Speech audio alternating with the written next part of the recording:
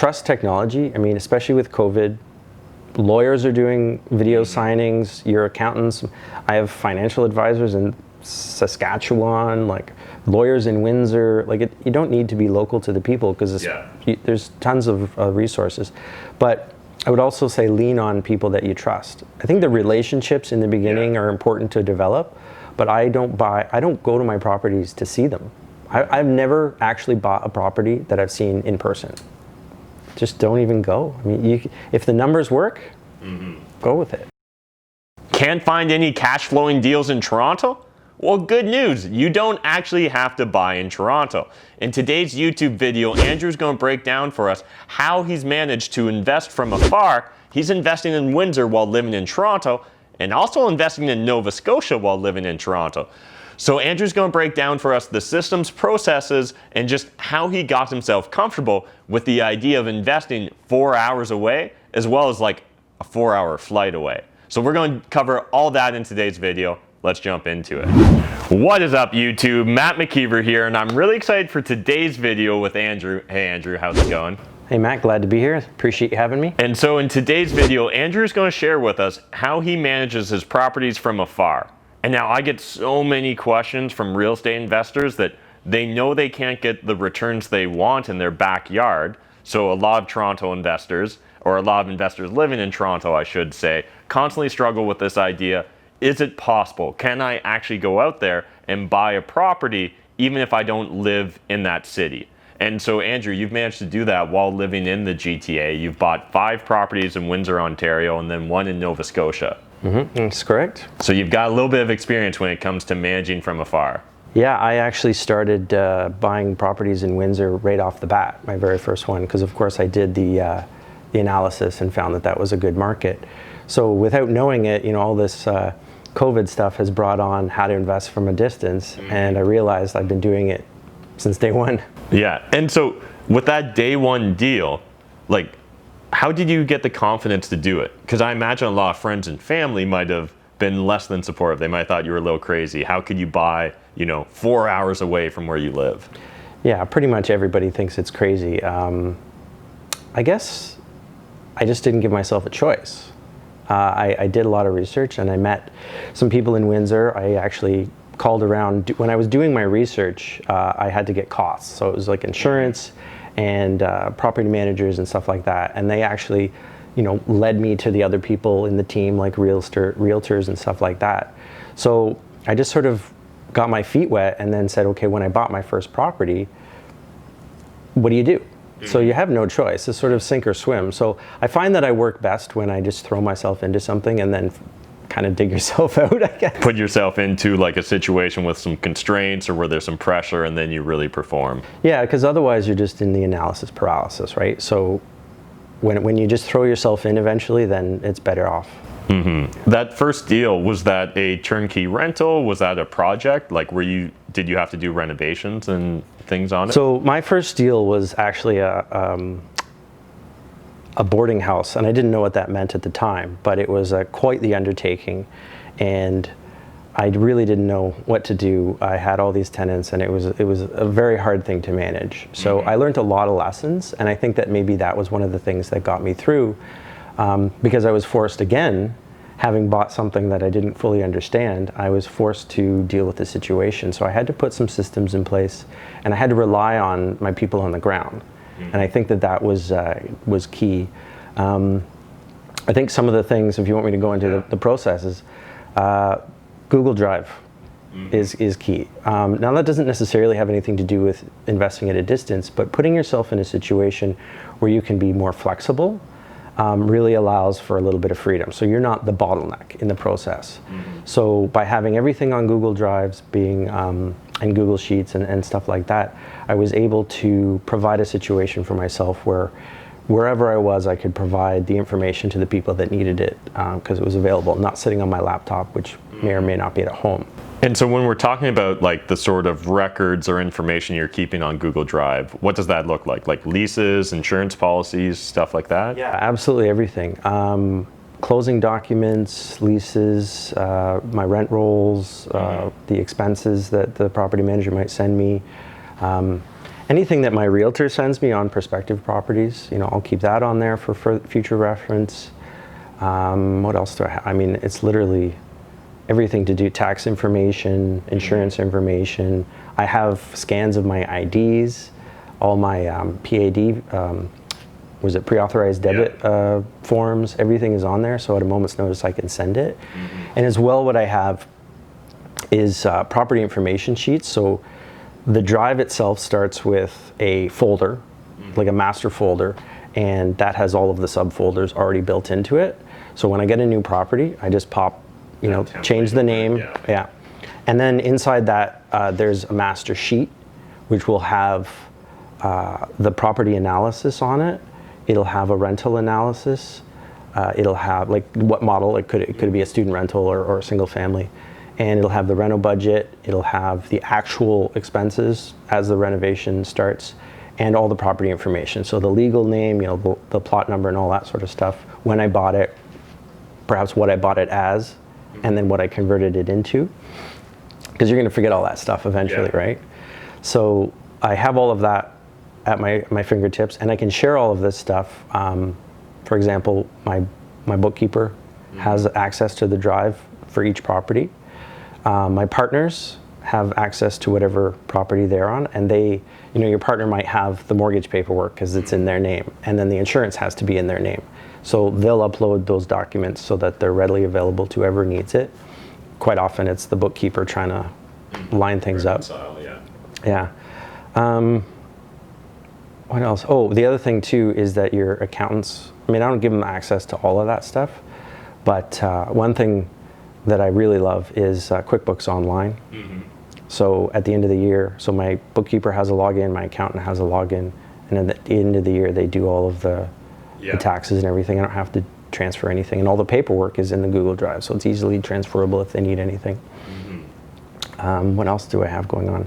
Something that COVID spawned for me was actually when in March and April, when the stores closed like their doors and it was only online pickup, what I came up with is a style guide, which I probably should have had from the beginning to tell my contractors what to do. Now it's pretty much systematic, where the walls are this color, the floors are this, the kitchen cabinets are, you know, white shaper style. Like and so is that literally like the barcode, serial number, paint number? It's literally gone. I took the time because the stores were closed and they didn't want to spend hours and hours online looking for all the materials that they needed.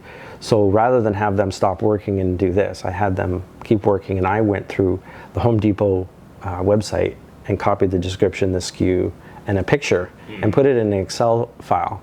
And then what I can say is, like, I can email that to them and just, okay, put a number next to it, like 2, 3, 5, 100, whatever. I place an order online for pickup or delivery. I don't deliver because the neighborhoods I'm in, you might disappear. But I mean, the other thing is Amazon too. You can do that, or I've heard of Wayfair and stuff. Yeah, absolutely. And a solution that I've had, if you are in a neighborhood like that, is see if your contractor's willing to have it sent to their home or business address. So that works too. I mean, obviously, a skid lot from Home Depot is not going to their home. And so what about like project management and like day-to-day operations? What does that look like? Obviously, you're not driving down every weekend to Windsor. No, and I will tell you, in the beginning I was. And in the beginning, like most investors, I was having the contractors work during the week. I would go down on the weekend and work all weekend and then do that rinse and repeat. What I migrated towards was, I found that, at least in the Windsor area, contractors were actually pretty familiar with sending pictures. I guess because there's a lot of Toronto investors. So they could give me milestone pictures to prove that the work was done, essentially, and then you just use e-transfer to send once the invoice is done, and even for the progress payments, right? I know certain banks have different thresholds. I like TD has a $6,000 threshold, so you can pretty much pay any bill in its entirety, which is great. But videos, like, make technology your friend, basically. So there's so many things. There's WhatsApp is great. I posted a comment the other day about WhatsApp doing your punch list with your contractors. Just take a picture, write a little note, send it. I use video. Try to get a video from a contractor once a week, maybe once every 2 weeks, depending on what's going on in the progress. So do you have regular cadences of communication? Like, is it every Monday or every Friday they're checking in, or? Yeah, well, it's supposed to be every Monday. I mean, it doesn't always stay that way, but Mondays I like to get a conversation with them. And then throughout the week, I've told them that milestone points, I want, like, whenever if you've done a significant amount of work in an area, send me a picture of it just so I can keep tabs.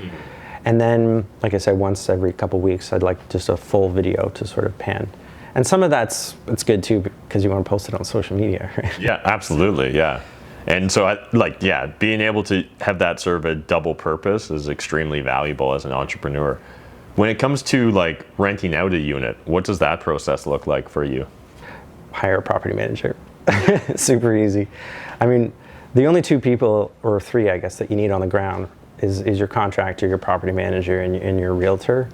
And I rely heavy on my property manager because in the beginning, learning all of the ins and outs of, the landlord or LTB and dealing with tenants and all that sort of stuff, it was just too much for me at the time. I was learning about real estate in general, and I didn't want, to me, tenant management was a whole area that I didn't want to get into.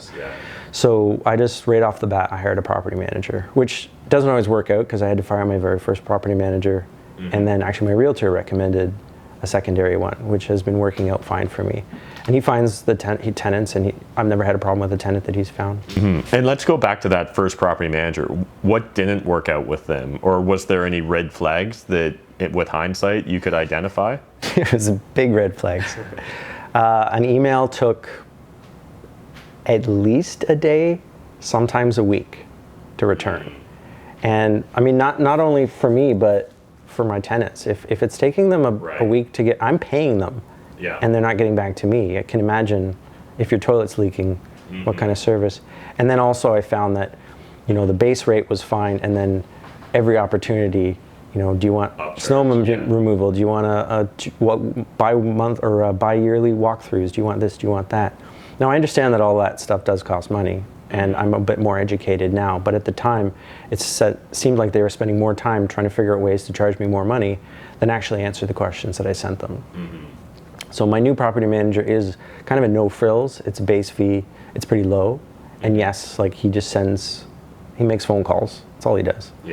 So I pay for everything else additionally. I've actually got my contractor newly signed up as the service contract for my property manager calls my contractor whenever there's something, and they have the whole list of their subcontractors as well. So it just allows a bit of control for me, so I know that I'm getting charged appropriately.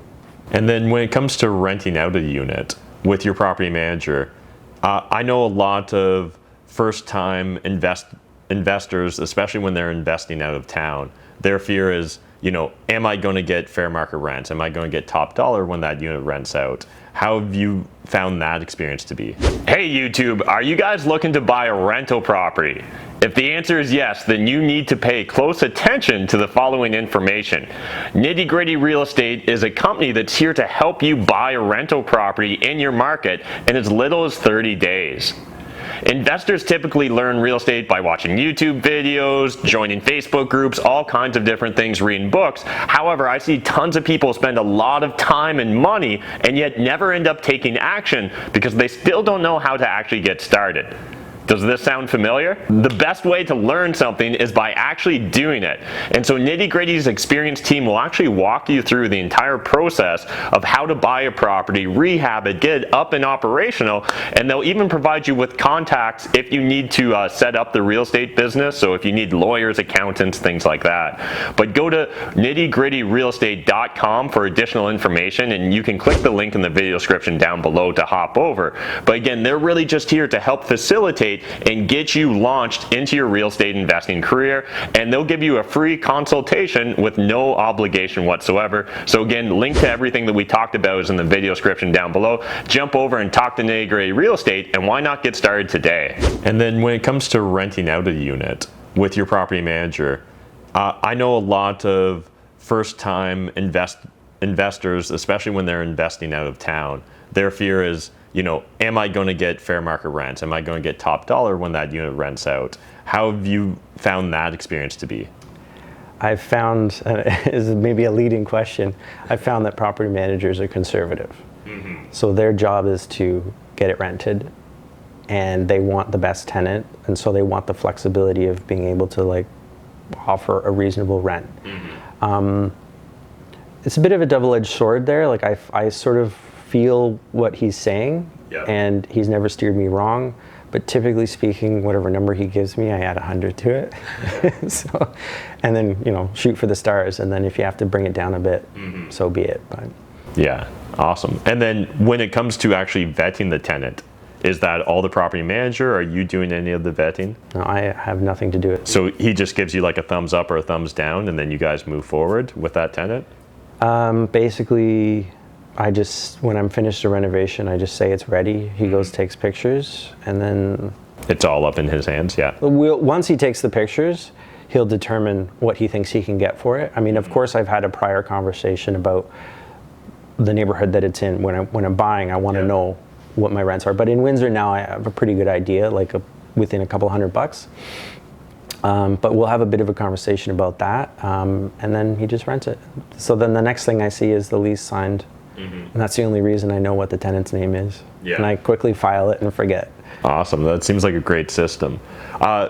Putting into perspective, we've mainly talked about like your Windsor properties. Is there a difference investing out province versus out of town? You know, like an investor in Toronto, do they have to prepare for different things if they're investing in Nova Scotia, let's say, versus Windsor? Well, there probably can be.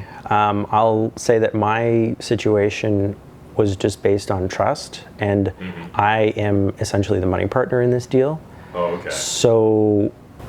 So you've got a local expert that's kind of boots on the ground. yeah, it's actually another Cashflow Tribe member that I was able to generate, a relationship with without even really realizing it, and then built trust.